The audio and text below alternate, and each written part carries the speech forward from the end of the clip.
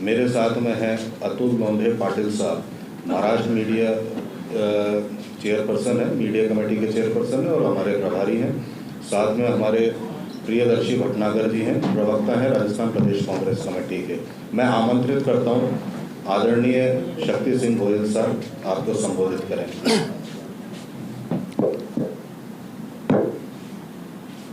सबसे पहले तो क्षमा चाहता हूं कि आपके बीच में थोड़ा सा लेट में पहुंचा हूं। कांग्रेस अध्यक्ष जी की स्पीच चल रही थी तो उसको ख़त्म होने के बाद हमारी बात शुरू करना चाहता था। हमारे साथी भाई श्री अतुल पाटिल जी, राजस्थान प्रदेश कांग्रेस कमेटी के मीडिया इंचार्ज भाई श्री स्वर्णिम चतुर्वेदी जी, हमारे प्रवक्ता भटनागर जी, प्रेस और मीडिया के साथियों, पिंक सिटी के पिंक पत्रकारों को जब भी मिलता हूँ मुझे भी एक नई एनर्जी मिलती है। आप सभी साथियों का मैं यहाँ पे दिल से स्वागत करता हूँ। दीपावली का त्यौहार भी आ रहा है। आपको और आपके परिवार को मेरी ओर से और कांग्रेस पार्टी की ओर से दीपावली की, छठ पूजा की और इन आने वाले त्योहारों की दिल से बहुत बहुत शुभकामनाएं। आज राजस्थान में नामांकन का आखिरी दिन था और मोटे तौर पे आज आखिरी वाले दिन पे जिनको नामांकन करना था उनके नामांकन हुए हैं। आज हमारे यशस्वी मुख्यमंत्री अशोक गहलोत जी ने भी नामांकन किया और हमारे कांग्रेस अध्यक्ष आदरणीय खड़गे जी जनसभा में भी मौजूद रहे। आज मैं आपके सामने सबसे पहले जो नामांकन हुए हैं कांग्रेस पार्टी की ओर से उनकी बात करना चाहता हूँ। आदिवासी समाज को सबसे ज़्यादा रिप्रेजेंटेशन, प्रतिनिधित्व देने की कोशिश कांग्रेस पार्टी ने की है। जहां एसटी रिजर्व नहीं है ऐसी ओपन सीट पे भी हमने आदिवासी प्रत्याशी दिए हैं। कांग्रेस पार्टी ने 33 कैंडिडेट आदिवासी दिए हैं। बीजेपी ने सिर्फ 30 प्रत्याशी आदिवासी रखे हैं। महिला सम्मान कांग्रेस पार्टी करती है, वो सिर्फ जुमलों में नहीं, बातों में नहीं। हमने जो महिलाएं हैं वो प्रत्याशी हमारे 25 महिला को कांग्रेस ने प्रत्याशी बनाया है। बीजेपी में सिर्फ 16 महिला कैंडिडेट है। 40 साल से नीचे की आयु वाले कैंडिडेट्स कांग्रेस पार्टी ने 40 लगाए। 40 कैंडिडेट्स आर बिलो 40 ईयर्स। 40 साल के नीचे वाले हमारे 40 प्रत्याशी हैं।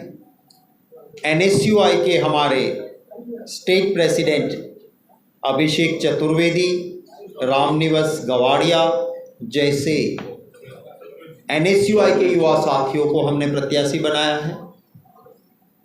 महिला कांग्रेस की स्टेट प्रेसिडेंट राखी गौतम कोटा से, ex officio office bearer Anita Jatav from Hindaun से, ऐसी महिला नेत्रियों को भी हमने प्रत्याशी बनाया है। सेवा दल के प्रेसिडेंट विमेन विंग की द्रौपदी कोली को हमने अजमेर साउथ से प्रत्याशी बनाया है। हमारे AICC के ऑफिस बेरर्स हरीश चौधरी जी, गौरव वल्लभ जी, महेंद्रजीत सिंह मालविया, सचिन पायलट जी, ऐसे हमारे AICC के ऑफिस बेरर्स भी हमारे प्रत्याशी हैं। काफ़ी जिला में संगठन में काम करने वाले जिला अध्यक्षों को हमने प्रत्याशी बनाया है। PhD किए हुए हाईली एजुकेटेड हमारे प्रत्याशी हैं राजेंद्र मोंड जी, डॉक्टर गौरव वल्लभ पंत, डॉक्टर मांगीलाल गिरासिया, ये फौज में हमें फ़ख्र है कि हमारी राजस्थान की भूमि से देश की सरहद में देश की सुरक्षा के लिए तैनात जवान रहते हैं, उसमें राजस्थान का बहुत बड़ा हिस्सा रहता है। तो हमने उनका representation by colonel Manvendra Singh Jasol, colonel Sonaram ji जैसे प्रतिनिधियों को हमने प्रत्याशी बनाए हैं। मैं ज़रूर ये कहूँगा कि राजस्थान में कांग्रेस की सरकार ने, अशोक गहलोत जी ने जनहित में काम किया। कोरोना का काल था, अगर किसी स्टेट ने बढ़िया काम किया, मैं ये कांग्रेसी तारीफ करूँ ये नहीं, वर्ल्ड हेल्थ ऑर्गेनाइजेशन WHO ने राजस्थान के भीलवाड़ा मॉडल की तारीफ की और वर्ल्ड हेल्थ ऑर्गेनाइजेशन WHO ने भीलवाड़ा मॉडल बेहतरीन है और दुनिया के देशों को उसे फॉलो करने की बात की। वो कांग्रेस की सरकार, अशोक गहलोत जी की सरकार का ये काम था। प्रधानमंत्री जी मजबूर हुए क्योंकि वो दूसरी पार्टी की सरकारों की कभी तारीफ नहीं कर पाते हैं, पर WHO ने तारीफ की तो प्रधानमंत्री जी ने भी अपनी एक वीडियो कॉन्फ्रेंस में भीलवाड़ा मॉडल का जिक्र किया और अशोक गहलोत जी की सरकार की तारीफ उनको करनी पड़ी। जब कोरोना काल था, सब कह रहे थे कि वतन में जाने दो। राजस्थान से काफ़ी लोग बाहर थे।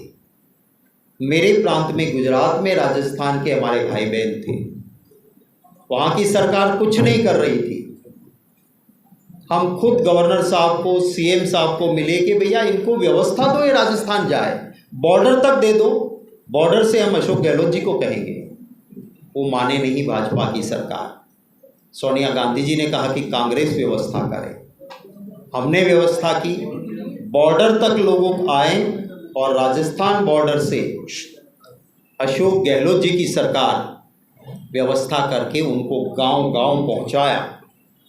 ये सरकार ने, कांग्रेस की राजस्थान की सरकार ने, जो एक अंग्रेजी में कहा जाता है कि जो डेमोक्रेसी यानी लोकतंत्र वाली सरकार का काम क्या है, to build a bridge between haves and have nots. जिसके पास बहुत है और जिसके पास कम है, उसका फासला कम करने का काम वो सरकार को करना चाहिए। अशोक गहलोत जी की सरकार ने ये काम किया। जिनके पास कम है और महंगाई की मार जिनको थी, उनको मदद करने की कोशिश की। गैस का सिलेंडर 500 रुपये में देने की शुरुआत की तो मोदी जी ने मजाक उड़ाया कि मुफ्त की रेवड़ी बांटना बंद करो। आपको याद होगा, आज छत्तीसगढ़ में अमित शाह जी ने छत्तीसगढ़ में मैनिफेस्टो बीजेपी का दिखाया और वहाँ कहा है कि छत्तीसगढ़ में भाजपा की सरकार, जो कि बननी ही नहीं है, पर आएगी तो 500 रुपये में गैस का सिलेंडर देंगे। अब मैं मोदी जी को पूछना चाहता हूँ कि ये कौन सी रेवड़ी हुई कि आप उस वक्त मजाक कर रहे थे। देश के अंदर हम देखें तो हमारा देश कृषि प्रधान देश है और इसको चलते अशोक गहलोत जी की सरकार ने जो कहा था कि किसानों का कर्जा माफ करेंगे, कोऑपरेटिव्स जितनी थी उसमें वन टाइम सेटलमेंट राज्य सरकार के हाथ में था, कर दिया और कोऑपरेटिव्स में किसानों का कर्जा माफ हुआ। सेंट्रल गवर्नमेंट को कहा कि आप नेशनलाइज्ड बैंक में जो कर्जा है उसके लिए वन टाइम सेटलमेंट की बात करो। भाजपा की सरकार ने नहीं किया तो आज जो भाजपा कहती कि पूरी तरह से कर्जा आता हूं कि अशोक गहलोत जी की सरकार ने तो ये करके दिया। मोदी जी ने कहा था कि कर्जा माफ करूंगा, पहला काम करूंगा, जनसभा में कहा था और बाद में जो जुमला साबित हुआ है, मैं उसकी एक छोटी सी क्लिप आप सभी को दिखाना चाहता हूँ। मैं वादा करता हूं कि भारतीय जनता पार्टी की सरकार बनने के बाद पहली ही मीटिंग में पहला ही काम किसानों की कर्ज माफी का कर दिया जाएगा। और मैं खुद इस काम को करवा के आऊंगा। ये मेरी जिम्मेवारी मान लीजिए। ये किसकी जिम्मेवारी थी कहा? मेरी जिम्मेवारी।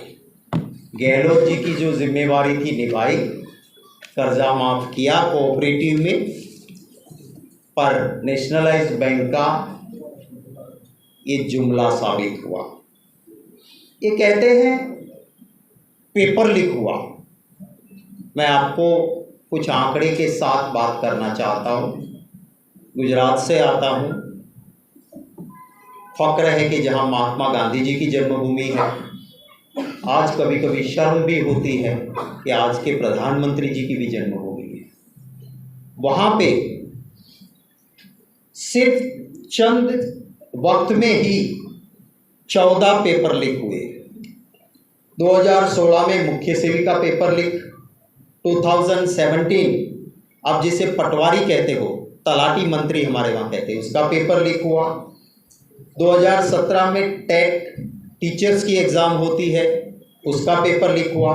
2014 में Gujarat public service commission chief officer का पेपर लीक हुआ।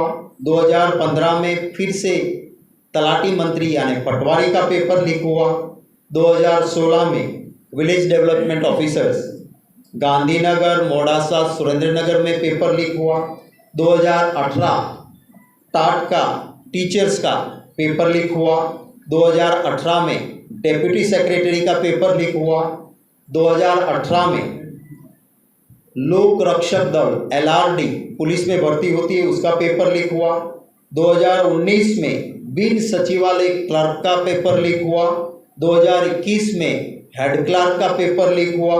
2021 में DGVCL में विद्युत सहायक का पेपर लीक हुआ। 2022 में वन रक्षक का पेपर लीक हुआ और 2023 में जूनियर क्लर्क का पेपर लीक हुआ। ये भाजपा के गुजरात के अंदर हुआ और जब ये हो रहा था तब एक एक्टिविस्ट चंपावत जी ने पूरी डिटेल और कॉल रिकॉर्डिंग के साथ सबूत रखे कि पेपर लीक एजुकेशन मिनिस्टर के वहाँ से हुए थे और उसके लाखों रुपए लिए जा रहे थे। मिनिस्टर का पर्सनल असिस्टेंट अरेस्ट भी हुआ।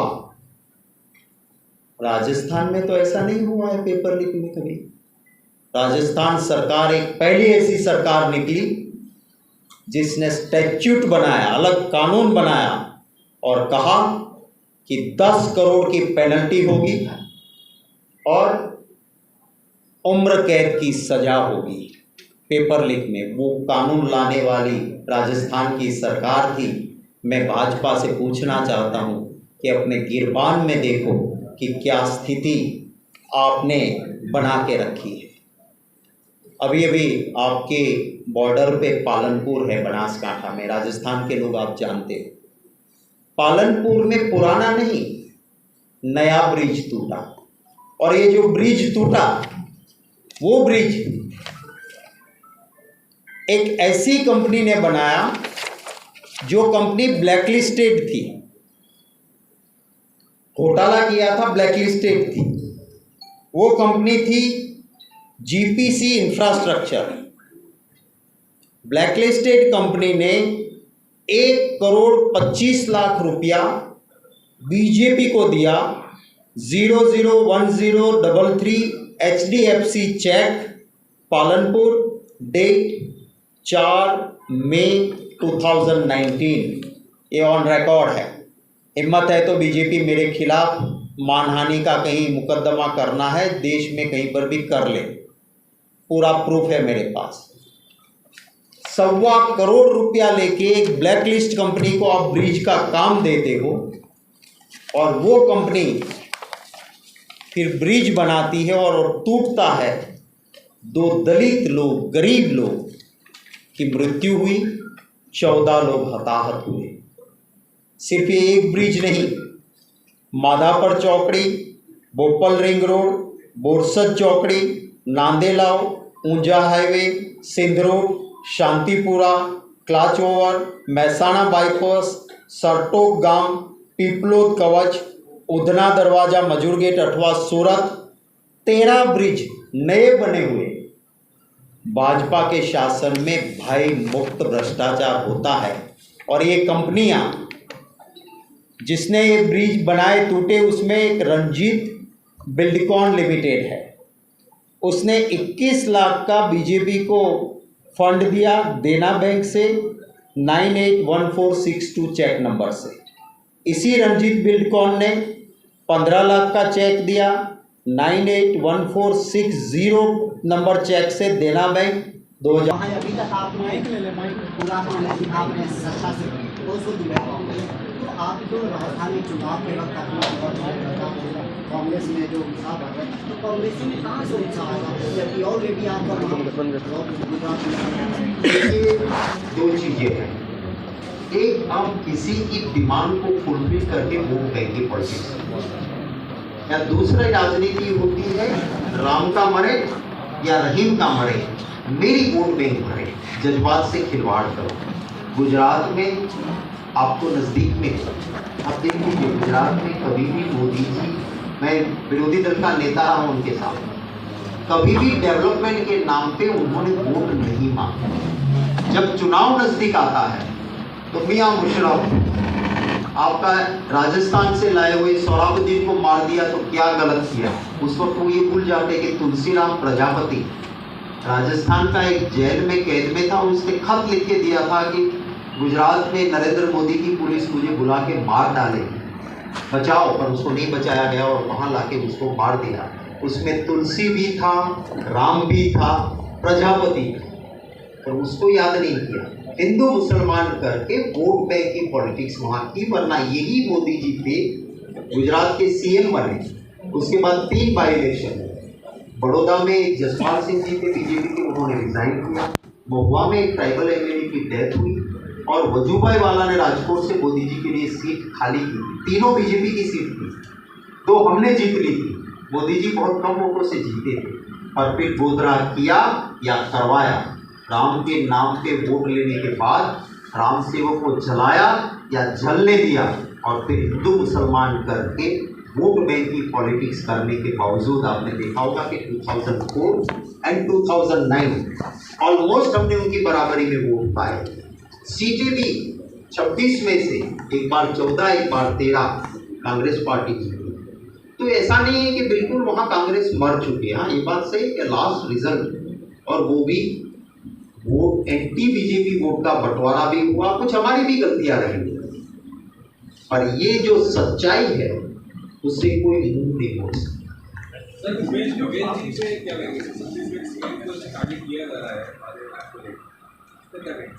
देखिए, वो एक जन नेता है, और आज सब देश में भी कहता है कि अगर जब मुख्यमंत्री की बात आती है कि छत्तीसगढ़िया सबले बढ़िया, इतना बढ़िया काम वो कर रहे हैं। और वहाँ पे सारी भक्त चैनल भी ये कह रही है कि छत्तीसगढ़ में भूपेश बघेल की कांग्रेस की सरकार रिपीट हो रही है। तो भूपेश बघेल जी के सामने अभी 4 मेन पार्टी चुनाव लड़ रही है, एक कैंडिडेट नहीं है। नंबर 1 पे है ईडी, नंबर 2 पे है इनकम टैक्स, नंबर 3 पे है सीबीआई, और चौथे नंबर पे बीजेपी है। तो भूपेश बघेल जी के सामने 4 कैंडिडेट लगे हैं, और ये चारों में से किसी का भला नहीं होगा। छत्तीसगढ़ के लोग भली भांति जानते हैं कि राज्य का इंटरेस्ट, राज्य का हित भूपेश बघेल जी की सरकार रिपीट होने में है, तो वो ज़रूर वहाँ पे बौखलाए हुए प्रधानमंत्री जी एजेंसीज का दुरुपयोग कर रहे हैं। पर कहते हैं ना, पब्लिक है, सब जानती है अंदर क्या है बाहर क्या है, सब पहचानती है। तो लोग इससे और मजबूती से, चाहे यहाँ हमारे प्रदेश अध्यक्ष जी के वहाँ रेड करवा ले, मुख्यमंत्री जी के समर्थकों या बेटे को परेशान कर ले, ABCD CBI के सहारे बीजेपी चुनाव नहीं जीत पाएगी। जनता है, देखती है, लोगों के और आशीर्वाद मिलेंगे। यहाँ होती यहाँ अभी आपने पेपर लीक का मामला बताया, क्या ये सही है कि वहाँ गलत हुआ तो यहाँ पे गलत हुआ, उसका अपनी सॉल्यूशन के बाद हुआ? इनसे सॉल्यूशन के वर्क यहाँ हुआ, आपकी बात बिल्कुल सही है। और एक कड़ा कानून अशोक गहलोत जी की सरकार बनाई, इतना ही नहीं, बड़े से बड़ा आदमी भी कोई था जिम्मेवार, उसको जेल में डाल, FIR दर्ज किया और इसको ठीक करने की कोशिश। और इसीलिए कंपेयर टू गुजरात, राजस्थान में पेपर लीक इतने नहीं है, क्योंकि सरकार खुद इसको सख्ती के साथ काम लेना चाहती है। गुजरात में एजुकेशन मिनिस्टर तक तार पहुंचे, उसका PA गिरफ्तार होता है, कड़ा कानून नहीं बनता है, सही जांच नहीं होती है और बार बार पेपर लीक होते हैं और उसके तार कहीं ना कहीं बीजेपी में निकलते हैं। तो गुजरात में और राजस्थान में ये फर्क है, पर असलियत जानते हुए भी गुजरात के प्रधानमंत्री जी यहाँ आके पेपर लीक की बात करते हैं, तो मैं सिर्फ उसका एक आईना आपको दिखाया। हम इसकी बिल्कुल सराहना नहीं करते, एक भी पेपर लीक होता है गलत है। की पार्टी है, गारंटी दे रही है पब्लिक को, लेकिन क्या जो गारंटी कांग्रेस की ओर से दी जा रही है, क्या वो वाकई पब्लिक के सपोर्ट में रहेगी? बिल्कुल रहेगी। आखिर हम काम किसके लिए करते हैं, एक गारंटी किसके लिए है? अगर 10,000 रुपया एक महिला को मिलेगा तो राजस्थान की महिला को जरूरत है। और ये क्यों जरूरत, हमारी गारंटियां क्यों है? अब देखिए, गुजरात में एक विकास का मॉडल है, एक अशोक गहलोत जी का विकास का मॉडल। अशोक गहलोत जी चिंता करते हैं कि एक झोंपड़े में बेवा बैठी है तो उसकी आमदनी कैसे ठीक हो, उसका जीवन कैसे ठीक हो। गुजरात का बीजेपी का मॉडल है, वो कोशिश करता है कि अदानी वो नंबर 1 बिजनेसमैन एशिया में कैसे बने, दुनिया में उसका नंबर कैसे बढ़े, और गरीब का पैसा चूसो, उसे कुछ देने की बात को कहते हैं मुफ्त की रेवड़ी। अब अगर 500 रुपये में एक आम आदमी को सिलेंडर मिलता है, एक नागरिक को मिलता है, गरीब को तो कहते हैं वो मुफ्त की रेवड़ी मत दो, पर अदानी के लिए दरवाजे खुल गए। और इससे हालत क्या हुई है, मैं आप सबसे विनती करता हूँ कि आपके पास में है, आप एक डेवलपमेंट मॉडल गुजरात का देखिए। वहाँ सूरत में अभी एक विश्वकर्मा परिवार के 7 लोगों ने एक साथ आत्महत्या की, क्योंकि उन्होंने कहा कि हमारे परिवार ने इस महंगाई में अर्थतंत्र डूब गया है, हम जिंदा रह नहीं सकते, क्योंकि खाने को कुछ नहीं, काम नहीं है। और 7 लोग एक ही विश्वकर्मा परिवार के आत्महत्या। राजकोट में एक रिक्शा वाला परिवार के साथ आत्महत्या करता, क्यों करता है? क्योंकि वहाँ का डेवलपमेंट मॉडल सिर्फ अदानी के मुनाफे के लिए है, आम गुजराती के लिए नहीं है। अशोक गहलोत जी का मॉडल, कांग्रेस का मॉडल, वो गरीब की चिंता करता है। मॉडल तो वही होते हैं, आज की सवाल नहीं है। आप ये मत कहना कि मैंने भाजपा के किसी नेता को रावण कहा, क्योंकि चैनल में चलेगा कि मैंने किसी को, मैं रावण नहीं, मैं शासन व्यवस्था की बात करता हूँ कि 2 मॉडल थे। एक लंका का मॉडल, जहाँ पे बाहर से देखो तो लंका सोना की लगती, सोने की, पर लंका में बड़े रावण के चहीते राक्षसों के महल बड़े थे जो सोने के थे। दूर से देखो लंका सोने की लगती थी, नजदीक जाओ तो सच बोलने वाला रावण का भाई भी दुखी था। दूसरा राम राज्य था, जहाँ अयोध्या सोने की नहीं थी, पर एक धोबी की आवाज राजा सुनता था तो उसे राष्ट्रद्रोही नहीं कहता था। पर जिस सीता मैया के ऊपर कोई शक नहीं कर सकता है, एक सामान्य आदमी के कहने पे, उनकी बात सुन के सीता माता का भी त्याग राजा करता था, पर ना हो तो उसको आपके मेरे खिलाफ लिख के आप देखो तो तुरंत राष्ट्रद्रोह का केस। पर राजा ने वो नहीं किया, तो राम राज्य का मॉडल, एक लंका का मॉडल, बीजेपी का मॉडल लंका का मॉडल है, चंद चहीते के महल सोने के है, सच बोलने वाला भाई भी दुखी है। काफी कुछ भाई बीजेपी में ऐसे हैं, अभी प्रत्याशी भी राजस्थान में बहुत बने हैं, क्योंकि वो सच बोलते थे तो भाजपा ने टिकट काट दिया। बहुत अच्छा था, बार बार जीतता था, टिकट काट दिया क्योंकि वो सच बोलता था। तो ये मॉडल है। भले मैं दोनों शासन की व्यवस्था की बात करता हूँ, कहीं ये मत जोड़ देना कि मैंने मोदी को रावण कहा, अमित शाह को रावण कहा, नहीं, मैं शासन व्यवस्था के मॉडल की बात करता हूँ। मैं इसी मॉडल पे बात करता हूँ। आपने कहा कि गुजरात का मॉडल लंका जैसा और राजस्थान का मॉडल ये है, फिर गुजरात में इतने साल से लगातार सरकार क्यों बनती आ रही है? दूसरा, जो आपने गारंटियाँ दी है उसके लिए बजट फाइनेंस, जो बीजेपी हमेशा आरोप लगाती रहती है कि बिना बजट प्रावधान की गारंटियाँ दे रहे हैं, क्योंकि बजट में, हालांकि मुख्यमंत्री कहते हैं कि बजट की व्यवस्था हम करने की चिंता नहीं करें, पर प्रावधान तो जरूरी है, बिना प्रावधान के कहाँ से गारंटियाँ नहीं करेंगे? आपका दो सवाल, एक तो पहले मैं गुजरात मॉडल नहीं कहा, मैंने कहा बीजेपी मॉडल। गुजरात का असली मॉडल महात्मा गांधी जी का मॉडल है, जहाँ पे सत्य, अहिंसा, चोरी न करवी, ये जो चीजें थी, वैष्णव जन तो कहने रहे कि जे पीड़ पराई झाणे पर दुखे उपकार करे तो ये मन अभिमान न आने। वो गुजरात मॉडल था कि दूसरी की पीड़ा को महसूस करो और दूसरी की इंसानियत के नाते मदद करो, पर दिल में अहंकार न करो। वो गुजरात का मॉडल था, है और परमानेंट रहेगा। अभी बीच में ये बीजेपी मॉडल कहो, मोदी मॉडल कहो, वो आया है और वो मॉडल चंद पैसे वालों को पैसा देता है, ब्रिज टूटे ऐसे धन संग्रह करता है और हिंदू मुसलमान या पैसों के जोर पे वोट बैंक पॉलिटिक्स करता है। पर इसकी आयु अब नहीं रहेगी। हम कोशिश कर रहे हैं, लोगों के बीच जा रहे हैं और ज़रूर मुझे विश्वास है कि गुजरात में भी कांग्रेस की बहुत अच्छी वापसी होगी। सर, यहाँ पे जोड़बड़ा विधानसभा क्षेत्र में दिग्गज सांसद भी है, मंत्री भी है, और आप लोगों के हिसाब से जो सीटें मिली है वो सर्वे के अकॉर्डिंग विजिबिलिटी में मिली है।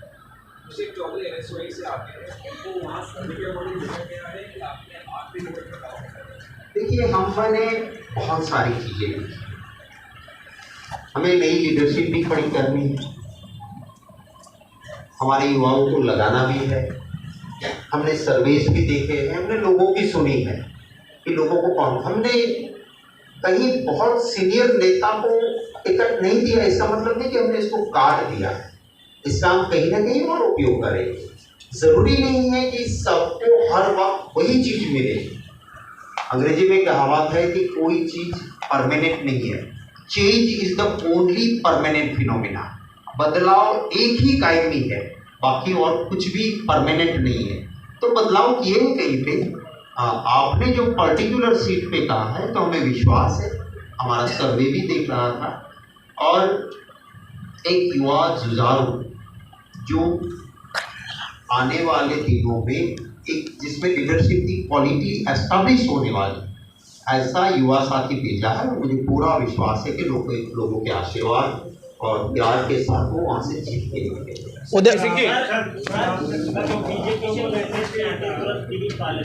अभी कांग्रेस वाले बीजेपी में जाके मतलब शामिल हो रहे हैं, शाम को उनको टिकट मिल रहा है। तो ऐसे आम कार्यकर्ता जो पार्टी की विचारधारा है, या पार्टी सिर्फ इसी पे टिकी हुई है कि किसी भी तरह सत्ता हासिल की जाए, या फिर अपनी विचारधारा पे? जबकि देखिए, दो चीज़ें हैं। हमने कहीं ना कहीं पे टिकट दिए, उसमें ज़्यादातर घर वापसी है। कांग्रेसी था, गया, महसूस किया कि गुमराह हुआ था, सुबह का बोला शाम को घर आता है, तो उसे बोला नहीं करते, और लोकल डिमांड भी हमने देखी थी और किया। दूसरी ओर बीजेपी में हमने एक व्यक्ति को टिकट नहीं दिया, क्यों कि उसके खिलाफ एट्रोसिटी का, दलित को बहरेमी से मारने के आरोप होने पर हमने कह दिया कि हम इसको टिकट नहीं देंगे।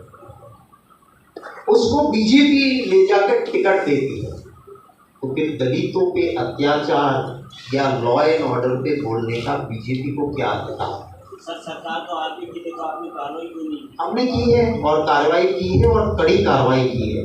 और कार्रवाई से विनेबिलिटी देख के ही ऐसे कॉम्प्रोमाइज हमने नहीं किए हैं। हमने अपनी विचारधारा को ऊपर रखा है, सबसे ऊपर। उदयपुर में आपके अखिल कांग्रेस कमेटी की जो बैठक हुई थी उसमें ये निर्णय लिया था कि 75 साल के ज़्यादा उम्र वाला लोगों को थोड़ा कम करेंगे, लेकिन आपके वापस वही हो गए, वापस लोगों को, पुराने वाले लोगों को मौका दिया, नए वालों को दिया नहीं। 40 कैंडिडेट 40 से नीचे जी वो, और हमने 25 महिला को दिया, बीजेपी ने 25 में 15 ही दिया। तो हमने जो तय किया था कि हम युवाओं को चांस देंगे, हम महिलाओं को चांस देंगे, हमने कहा था कि हम पिछड़ों को चांस देंगे, आदिवासी को रिजर्व सीट न होते हुए भी आदिवासी हमने ज़्यादा दिए, तो हमने उसका पालन किया।